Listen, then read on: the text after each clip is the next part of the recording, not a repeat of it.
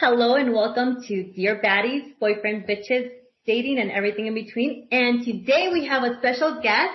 His name is Mike Goldstein. Mike, can you tell us a little bit? Are you frozen?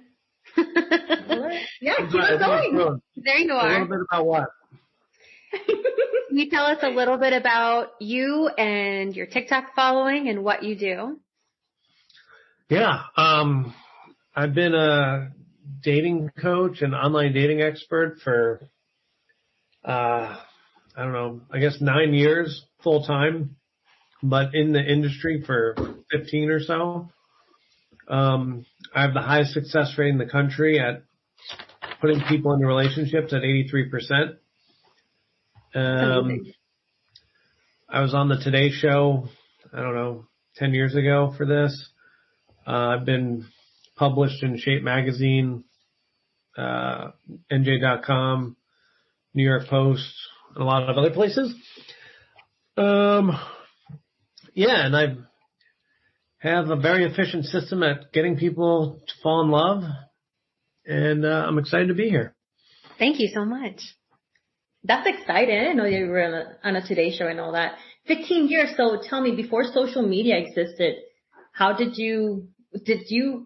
there a difference between now and before the whole TikTok, Instagram, Facebook? Did you think there was more people connecting face to face than nowadays?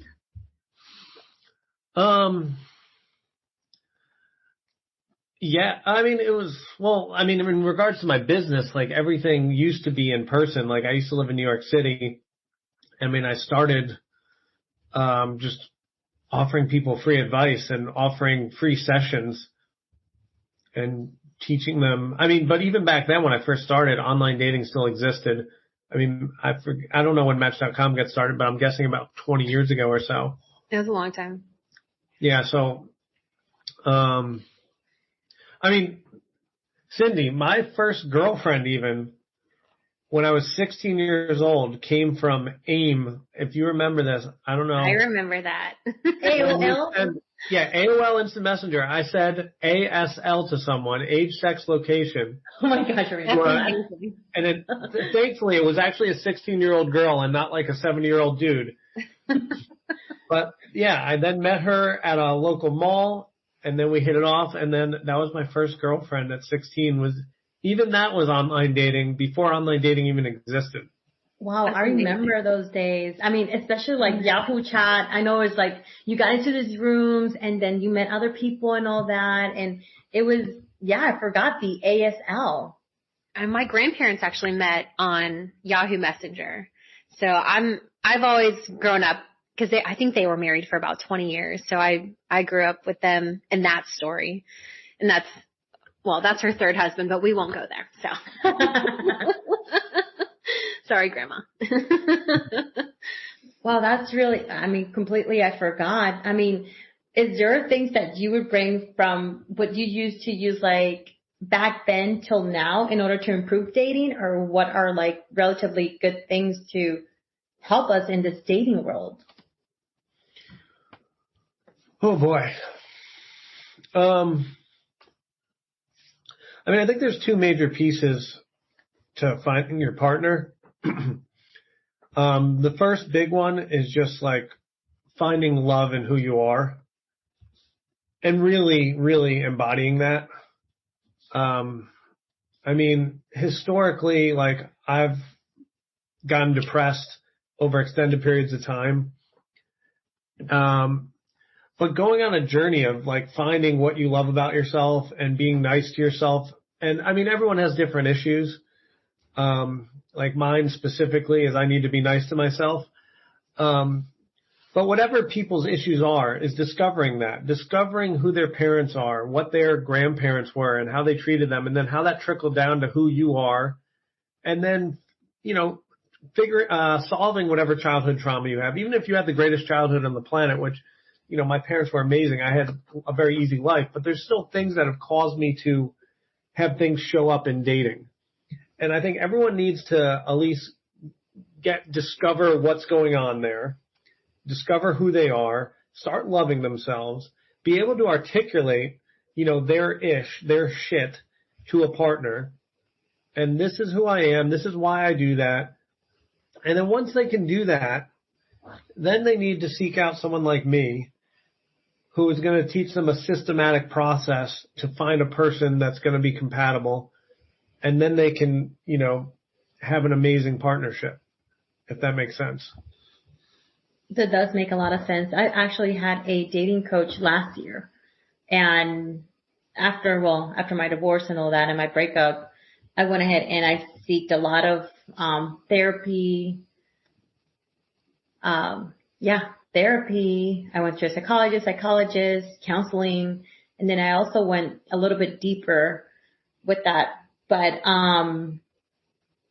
it actually helps, especially identifying all those trigger points, that trauma, things that, why are you avoidant? Why are you not communicating? And then when you catch yourself doing those things, then you're like, hey, you know what? I want to communicate better. How can I change to become a better person? But not for that person, but for me. Well said. You would think. I think women are really, really good at seeking out therapy and trying to focus on ourselves. But I feel like men are not as open as women are. I mean, I'm sure that, Mike, you've seen that. Do you think that that's an accurate statement? I mean, it's 100% accurate. The data shows let's look at book sales. 90% of self-improvement books that are sold are female bought. Men only buy 10% of the self-improvement books. I mean, that's a very telling story. And then I don't have the data, but if you look at how many people are signing up for therapy, I'm sure the percentages are wildly skewed towards women. But yeah, I think you're right. But my thing is, why is it that men, is it because is it a pride thing? Like, you need help. Why don't you seek help? How can you improve yourself? Or is it just like they just want to be in the same place? They don't have that ambition of bettering themselves. And it's just like, you know what? Whoever wants me, then come and get me. If they don't, then you know what? Whatever. A hole is a hole at the end of the day for them. Jesus Christ.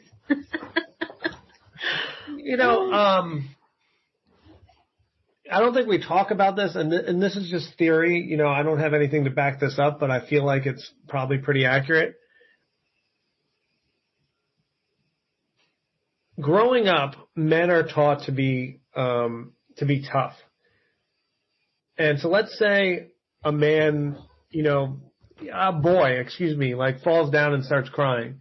Everyone's like, toughen up, kid, get up, stop crying. Men don't cry, boys don't cry. Mm-hmm.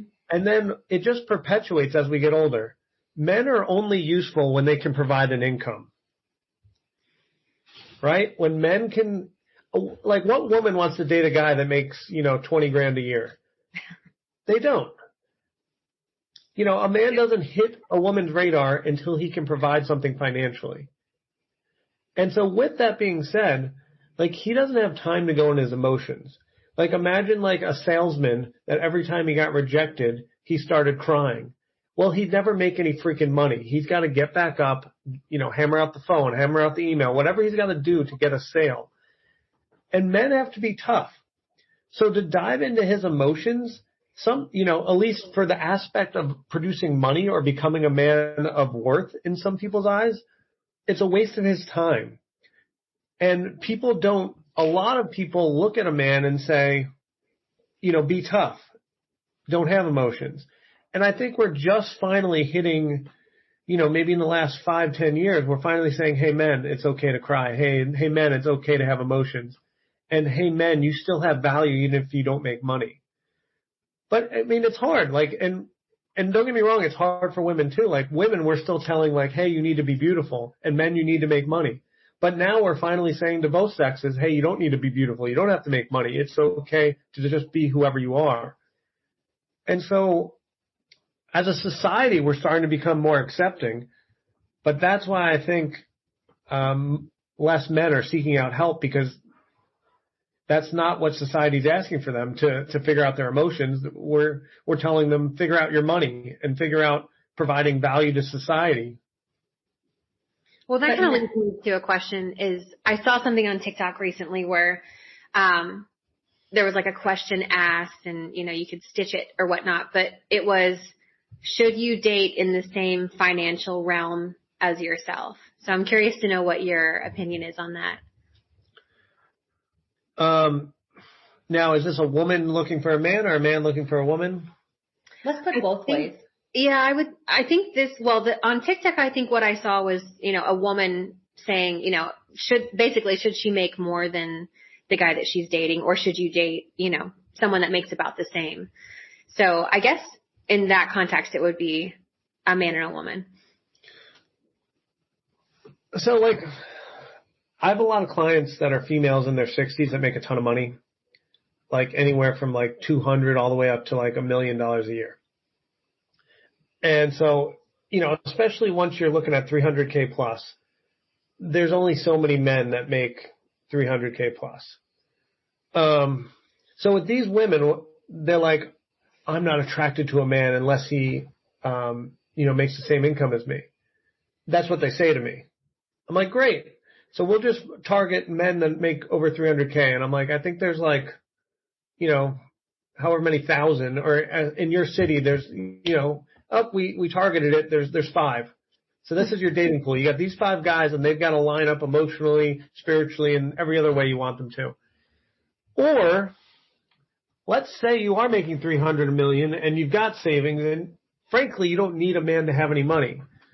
Well, what if you found a man that aligned on everything and you had the most amazing time on the planet together and he took care of you in every other way? And so what, you make so much money, maybe you're help pay for a vacation here and there or whatever happens. Do you really give a shit if he's like, cooking you dinner, massaging you and supporting you when you have problems and just is there for you? I would argue you don't give a shit. I don't know. What do you guys think? Okay, so on this, I'm going to let you, Nicole, because I have. So I do fairly well for myself. I'm not going to say how much I make, but I think it's pretty decent for what I do in my age. So my current boyfriend, we've been together almost 11 months. He was making about half of what I made, and it wasn't a problem in the beginning. And I'm the kind of person where I want to split everything. I don't want him to feel obligated to pay for everything. Maybe the first date he paid for, but after that I feel like we should, split the tab. But it did kind of get to a point where I felt like I was paying for more than he was. And we finally had a conversation about it because I was feeling some sort of way.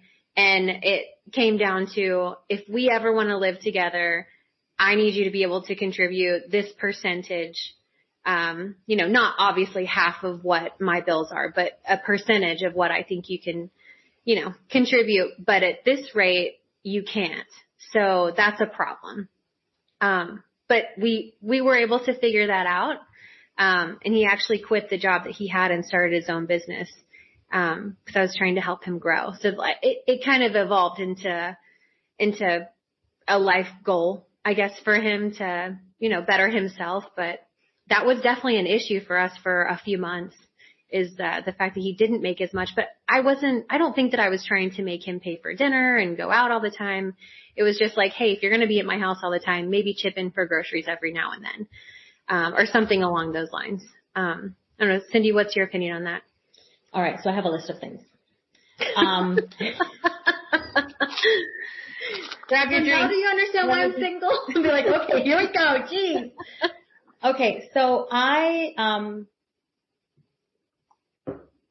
let's say that I am I'm pretty well off, and I pay for my kids' private school. I have a nanny.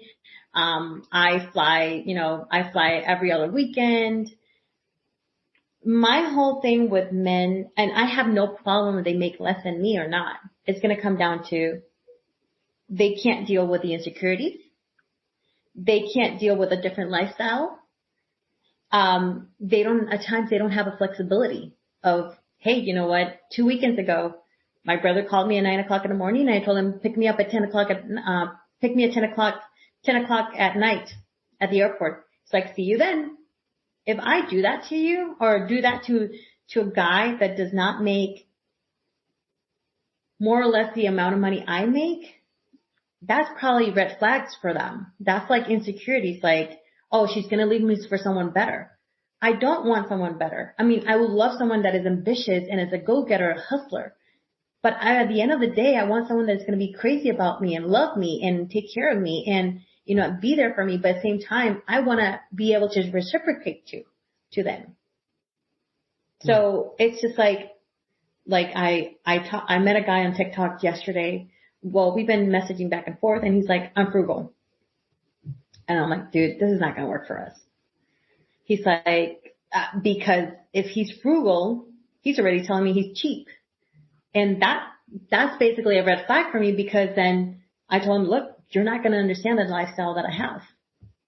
Meaning that I do investments. I do different things, but if you're telling me that keyword already, I don't know. And he's like, look, you know, I'm frugal. I will spend money on air conditioning and good fucking shoes.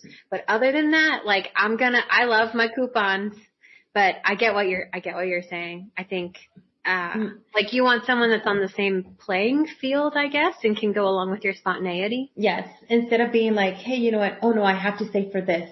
Cause he even told me, he's like, hey, you know what? I've been looking at this car, but I make really, really good money, but I don't want to spend it. And sometimes you do have to pamper yourself. It's not like I go crazy shopping, because I mean, you know me, I hate shopping. But you tell me, hey, let's go on a trip. See ya. I mean, I think, you know, it's easier to maybe talk about the money side of this, but I think what's more interesting, at least to me, to talk about is lifestyle. Like the way Cindy wants to live is a certain way. And I think Cindy's partner is going to live the same way. Whether he makes $1 million a year or he makes 50,000, as long as the lifestyles align. I mean, don't get me wrong. There could be some issues, you know, that Nicole brings up, like in disparity and who pays for what. But like, let's say you really have this bond where you know this person is family. I think you guys are going to figure it out. Like historically, you know, I do very well financially. And it's because it's a man to woman thing that we say in society is okay, that I end up paying for a lot of things. But we need to then have a little shift. Well, what if, frankly, women are gonna, especially in the next 10 years, and even right now, women are gonna make more money than men. And the reason being is less men are going to college, more women are doing therapy, more women are just in the schools. So women are going to take over all the executive roles, and they're going to have more money than men. That's where we're headed. All the data reflects that. So we're going to have a shift where women are going to have the money. And maybe at times they're going to have to pay, you know, it should be okay. But what's not okay is when we're looking for love relationships, having different lifestyles. If Cindy wants to live a certain way, there is no way whatsoever that she should have to change how she wants to live. Her partner should be same as her. Oh God, what was the other thing that you said? Oh, and Cindy, men that are intimidated by your wealth and your affluence, those are not your guys. The guy who is for you is going to look at you and be like, wow, that's freaking incredible how well you do. That turns me on. Come here. Any other response, that's not the guy. So we should be talking about these issues, not the money. I mean, I guess that's part of it, but go ahead. So let me add something to it too. All right. I love jumping off planes. I mean, you love what? I love jumping off planes. I love skydiving. Oh. So I'm working on my pilot license right now. You know, I do zip lining. I do different, I do rock climbing. I am very outdoorsy. I'm very adventurous. I'm fearless. And that's another thing that people are afraid. So lifestyle is really important. If you tell me, hey, I don't have the balls to jump off a plane, then I'll be like, I'll hold your hand. Let's go ahead and jump. If you tell me no, I'll be like, bye. Yeah, I'm with you. All right. I think we should move on. I think we hit this one pretty hard. Okay. Go ahead. Go ahead, Nicole. I'm talking too much. So whenever you do match up someone with your business, what kind of criteria are you looking for? Like matching them with their partner?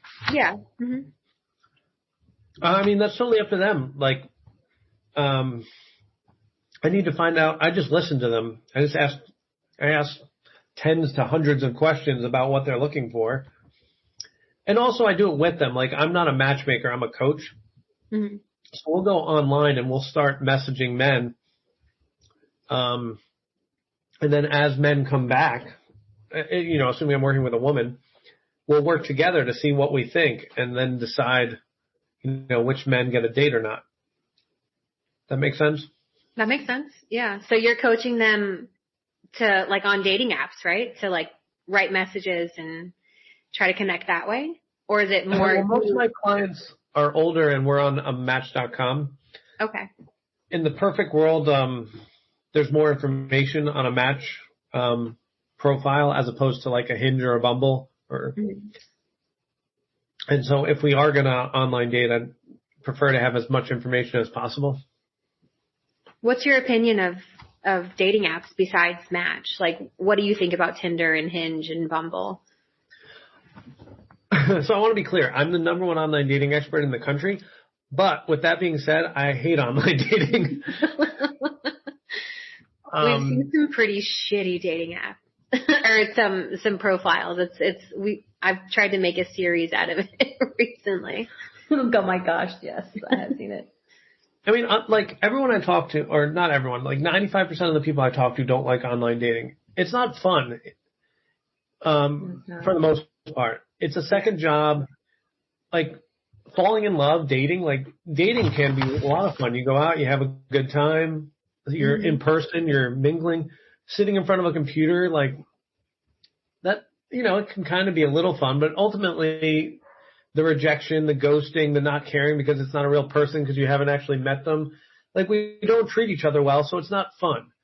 And it doesn't matter how nice of a human being is if there's no consequence. It's just the internet. Like we're going to be mean to each other, even if we're good people. So it sucks. Yeah, it does. But with that being said, if you can figure it out with the right strategy, 1 out of 3 people get married from online dating. So if you can build some thick skin, build the right strategy, you can get some massive results. Do you have a top dating app that's your favorite besides Match, or is Match just the only one that you deal with? For folks that are probably like over 45, I'd say Match.com. And then maybe under 45, if you're looking for a relationship, I'd say Hinge. If you're looking just to have some funsies and maybe you're traveling, whatever, Bumble. I see Cindy. No, I'm actually into dating apps and that's it. So this is going to be silly, but right now I'm only in the League and Hinge and I'm really not on those apps recently. It's been like a few weeks and I'm most likely talking to more men on TikTok. And from TikTok, we switched to Instagram and then we just start video chatting back and forth. That's interesting. The big problem I have with TikTok, there's so many problems with all of this, but the first problem with TikTok is you don't know what city the person lives in. So you could be matching with people that live far away. And dating's freaking hard. And it becomes so much harder when someone lives far away. Mm-hmm. And there's no real, a lot of these men that are probably matching with you, Cindy, it just all looks-based. And looks-based, and especially on TikTok, they're probably thinking sex. A lot of them are not thinking relationship. So, I don't know. Are you looking for sex or a relationship? A relationship, but I'm most likely like with these people, what I've been doing is just basically just friendship. because I want to build a solid foundation. If I don't have that solid foundation, then I can't do anything else. Like, I'm not going to waste my time and day if it's, how do I say this? I'll talk to different people on different social media platforms, but it's like friend based. Like, hey, how you doing? Checking in on you, blah, blah, blah. How's your day going? But it's just like, I'm just seeing, it's not like, it's like you're looking through a catalog right now. Mm-hmm. How did you meet your, I guess, the person that you're dating right now? Was it on an app or was it in person? Well, and of course you don't have to answer that. Hopefully I don't get anyone in trouble because it's a little risque, a little bit, or a little taboo. Have you heard of, oh boy, you can get someone in trouble. Go for it. Go for it. Peer pressure. All right. I'm sorry if I get anyone in trouble. I'm honest. Have you heard of the matchmaking company Talkify? Yes. No, I have not. All right. So it's a very big matchmaking company. It's throughout the United States, I believe. And I don't know if it's all cities, but they're in a lot of cities. And they've got a big operation. Anyway, I'm signed up through there. One of the matchmakers was trying to set me up on a date. And eventually we came to the idea, both of us agreed that the client didn't make sense for me. But the matchmaker, I kind of liked. And apparently she liked me. So I kept it professional, so did she the whole time. But then a week later I messaged her and I'm like, hey, I'd like to take you on a date. So I don't think either one of us were supposed to do that, but I love that. I think that's great. Now we like each other. Hey, then you never know. You never know. Unexpectedly. Mhm.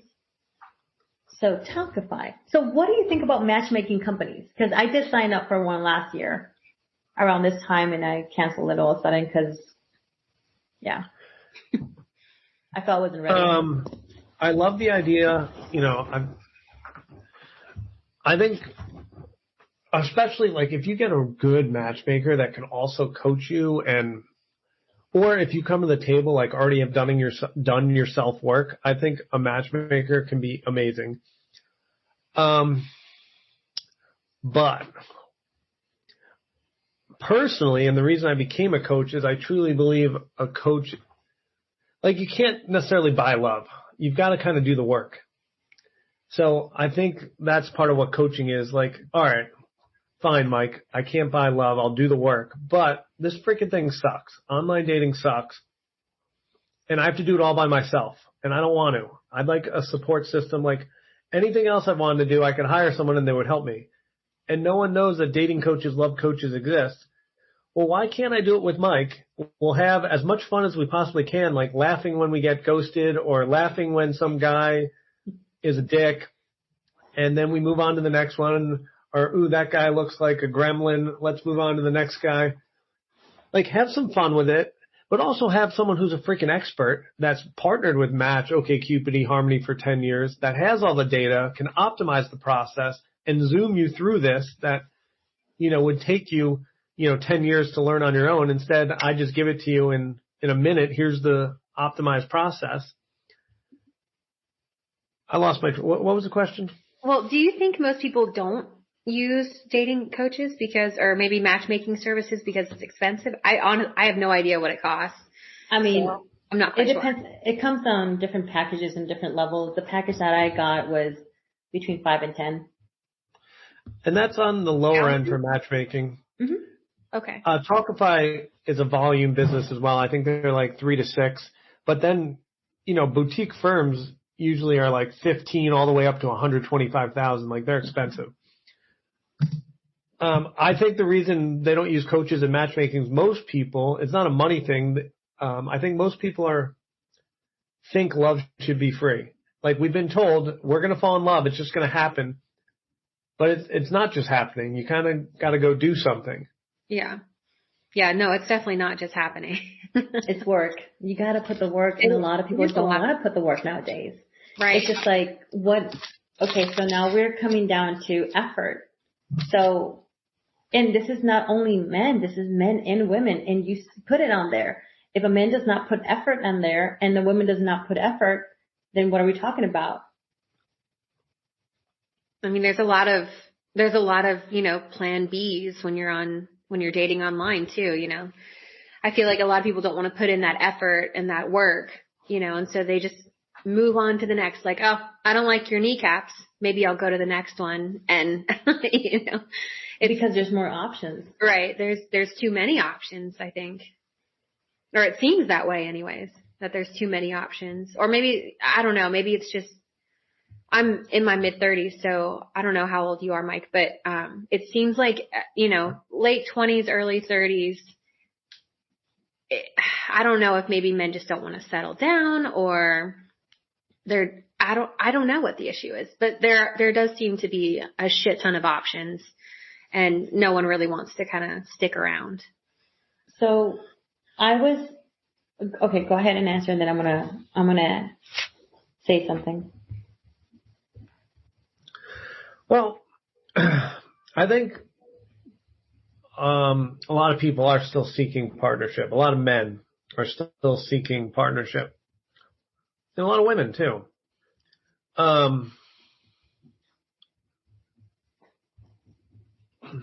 There's just so much things getting in our way. Like the stress of life. Technology in some aspects have made our lives worse with like social media and these phones that we've become addicted to. But, alright, so, and then trauma that we're dealing with. Where am I headed with this? Ultimately, people do want a relationship. It's just funneling to the right person. And yes, there's going to be a lot. But we've got to get more efficient at getting to what we truly want and need faster. And then, to your point, not giving ourselves too many decisions at the bottom of the funnel, if you will. At the top of the funnel, we get in, 50, 100, 500 men or whatever. And we're figuring out if they have the things we need. And then once we get to the actual dating part and then getting to know them and actually considering, can this be my person? Don't have, 10 options there. Maybe just 2 or 3. So then we can actually make a compare and contrast decision. We know as humans, we can't make decisions when there's more than basically 3 options. After that, we just put our hands in the air. I think, Cindy, you're a realtor. Like if you give someone 10 houses, they're like, fuck, I don't know. There's too many. One of them. But you give them 3 good houses. Yeah. We can make a decision. Okay, that one's a little bigger. This one's a little prettier. Do I want the bigger or the prettier one? Boom. So we need to be strategic in every aspect of the funnel that is dating, if that makes sense. And we only need one partner, so we got to realize that. Even if we go through, this guy just wants to have sex. That guy just wants to have sex. That guy does different lifestyle. Just keep patience. We're going to get there, and we get the guy, and then we have him for the rest of our lives. It sounds very simple from what you said. So, can I order one of those, please? Sure can. That's what we do. Just got to show you how to do it. So what I've seen is, like I said, I'm on Hinge. Determines on the location. So it seems like in the Boston area, men are seeking, if you put Boston, 100 miles radius, there's a lot of men looking out there for long-term relationships. And this is what I've seen in their profiles. In the Atlanta area, there's a group called Are We Sharing Boyfriends, Atlanta. And these men are savages. They have 2 or 3 girlfriends. They're double playing them. I mean, and Nicole has said it on one of her episodes, one of her episodes is that when she started this group, it was because there was one guy dating 4 different women at the same time. So do you think it has to do with location? No.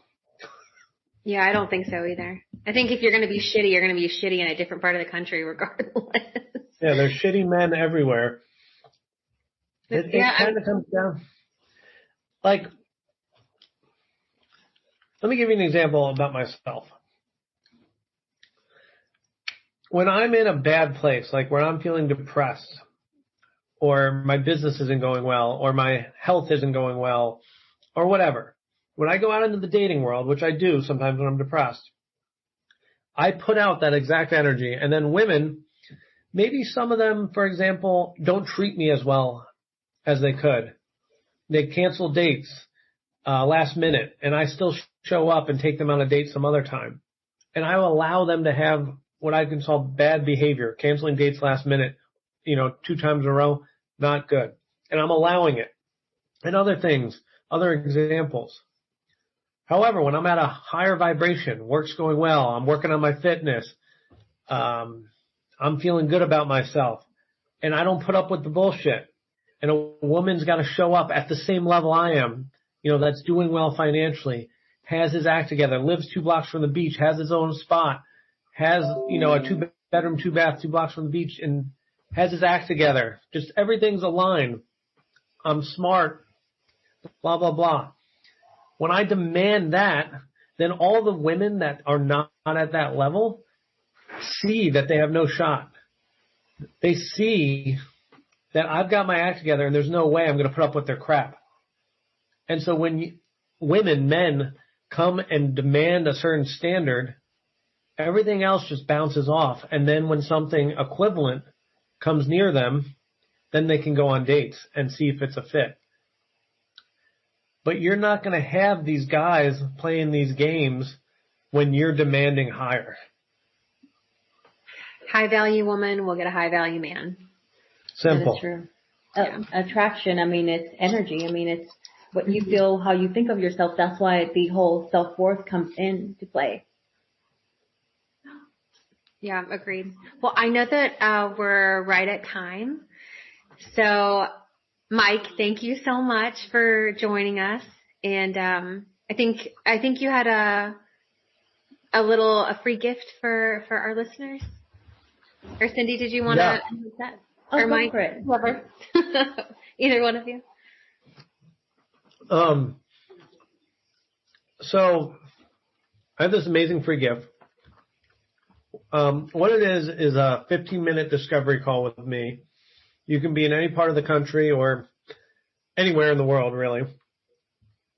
But only sign up if you're interested in getting coaching with me or other team members on my team. We have 4 coaches. We specialize in a whole slew of different things.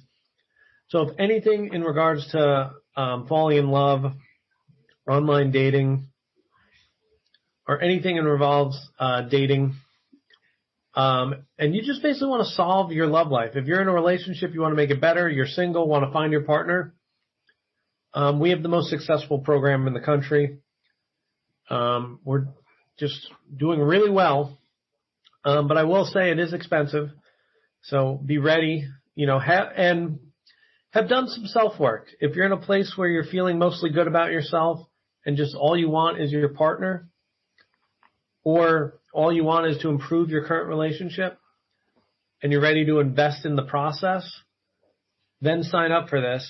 We're going to do the work together, and we're either going to make your relationship amazing, we're going to kick that to a curb, or if you're single, we're going to get you the most amazing partnership of your life. I'm not talking about mediocre. I'm talking about the relationship that is the last one. We're not going to waste our time with ones that are kind of good. I'm talking about the relationship.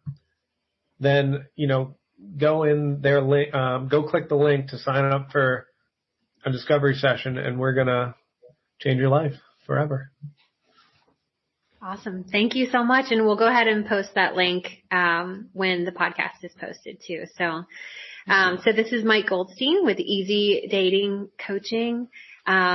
You're listening to Dear Baddies, Boyfriends, Bitches, Dating, and Everything in Between. Thank you guys for listening and have a great night. Have a great night, guys.